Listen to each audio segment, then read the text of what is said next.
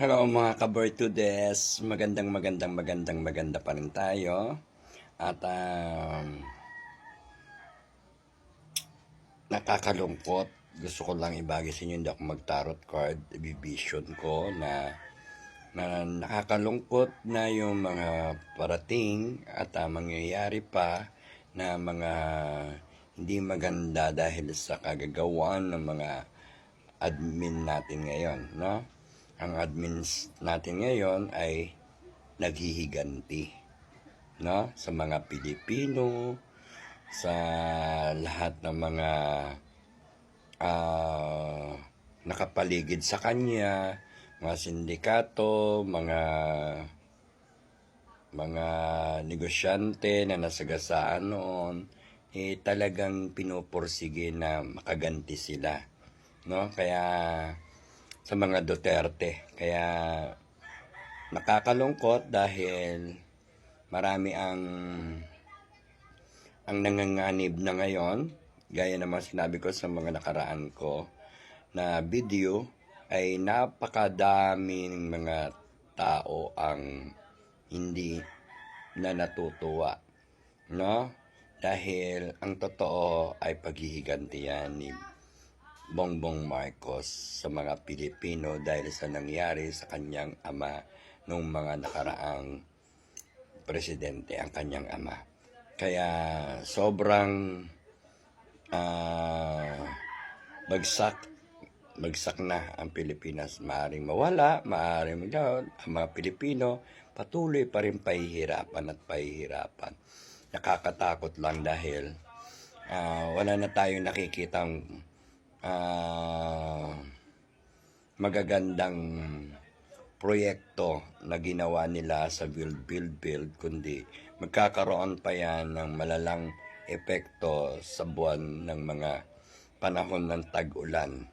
Kaya mag-ingat mga ka-Bertudes, saan man kayo naroroon, at sa lahat hindi pa naka-subscribe, mag-subscribe na po kayo para kayo ang unang makakapanood ng aking video, update, at babasahan natin muli ang kalagayan ng ating bansa.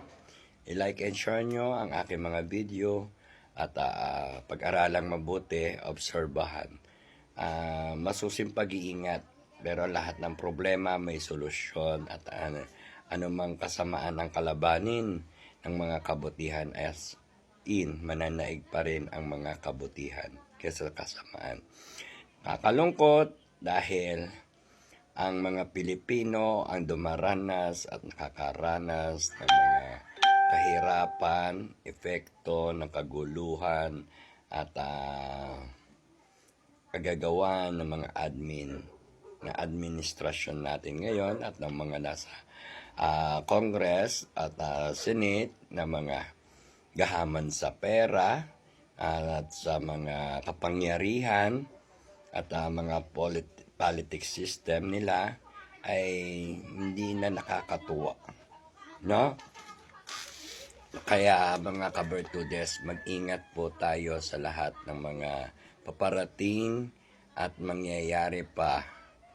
Nawa panalangin natin na maging matagumpay si President BP Sara Duterte at suportahan natin at patuloy nating ipaglaban para sa pagbabago ng ating bansa at pag-angat muli at pagsasaayos, pagbabalik dahil ang administrasyon ngayon ay wala na tayong maaasahan dahil puro kurakot lang yan at puro pera-pera lang sila. Wala silang pakialam sa nararamdaman ng mga Pilipino, ng mga taong bayan na mahihirap, ano man ang mga nangyayari. Kaya yan ay paghihigante sa mga Pilipino ng ating administrasyong President Bongbong Marcos. Kaya marami pang magaganap, gaya ng sinabi ko, napakabilis ng mga mangyayari, unexpected happen. Kaya makinig kayo kung ayaw nyong manginig. Ha? Kaya mag-ingat mga kabartudes dahil wala akong nakikitang magandang ginagawa nilang lahat. No, puro lang Duterte nakakagalit na sa mga ginagawa nila. At ang taong bayan ay hindi na papalinlang at hindi na rin sila magkakaroon ng mga pagtitiwala sa mga bumalasubas ng ating batas. No? Binalahura nila ang batas natin. Wala na. Talagang hindi na maganda yung mga pangyayari at mangyayari pa. Dapat maging aware tayo at palagi tayong manalangin at idalangin ang mga taong karapat dapat suportahan natin sa panahon ng botohan, si President BP Sara, Marcoleta at ang kanilang mga kaalyado. Dahil sobra na ang mga nangyayari. Tama na, sobra na, palitan na. Yan ang isigaw nyo para sa pagbabago at maging maayos na ang ating bansang Pilipinas. Marami ang nag-i-interes sa ating bansa. Marami ang nagnanais na mapabagsak ang ating bansa dahil sa mga nakinabang ng mali-maletang pera at ng mga kapangyarihan. Kaya mag-ingat po tayo mga kabartudes dahil marami pang pwedeng mangyari na hindi natin inaasahan. At yung sinasabi ko na malaking hamon o pagsubok kay President BP Sara Duterte ay malaking haharaping pagsubok.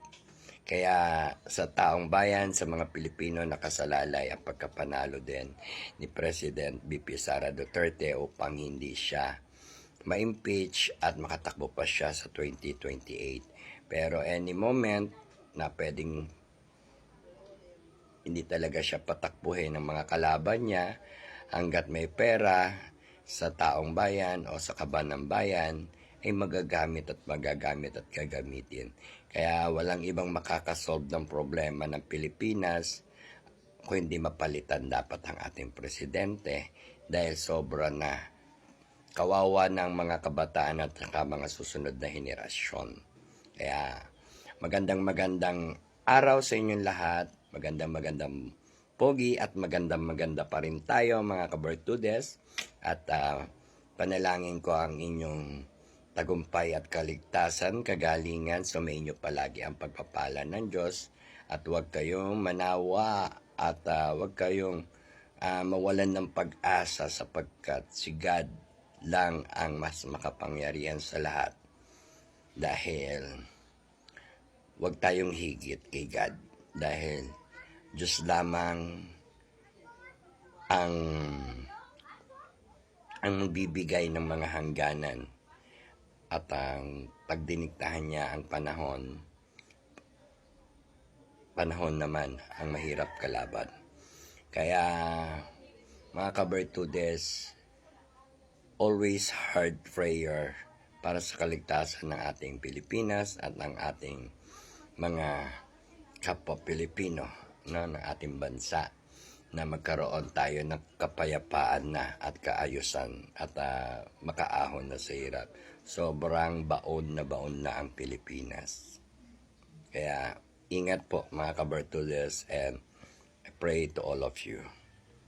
God bless and more power sa inyo. Medyo busy lang po ako talaga palagi kaya hindi ako masyado nakakapag-vlog.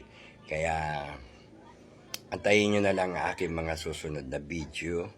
Maraming salamat po sa inyong lahat. Thank you.